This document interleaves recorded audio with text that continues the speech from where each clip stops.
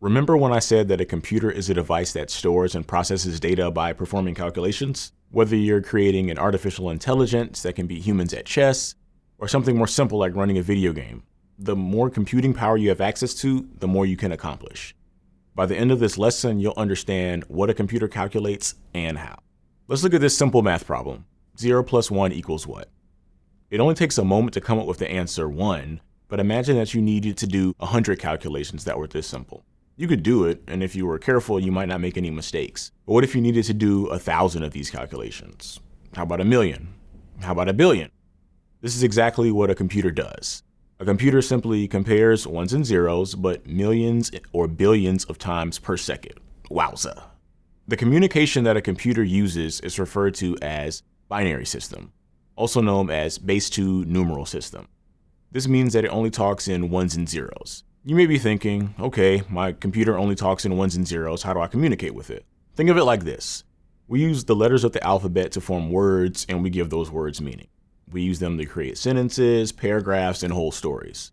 The same thing applies to binary, except instead of A, B, C, and so on, we only have 0 and 1 to create words that we give meaning to. In computing terms, we group binary into 8 numbers, or bits. Technically, a bit is a binary digit. Historically, we use 8 bits because in the early days of computing, hardware utilized the base 2 numeral system to move bits around. 2 to the 8th numbers offered us a large enough range of values to do the computing we needed. Back then, any number of bits was used, but eventually the grouping of 8 bits became the industry standard that we use today. You should know that a group of 8 bits is referred to as a byte. So a byte of zeros and ones could look like 100111011.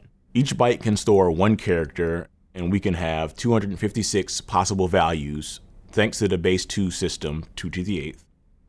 In computer talk, this byte can mean something like the letter C. And this is how computer language is born. Let's make a quick table to translate something a computer might see into something we'd be able to recognize. What does the following translate to?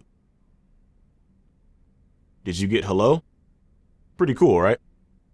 By using binary, we can have unlimited communication with our computer. Everything you see on your computer right now, whether it's a video, an image, text, or anything else, is nothing more than a 1 or a 0. It is important that you understand how binary works. It is the basis for everything else we'll do in this course, so make sure you understand the concept before moving on.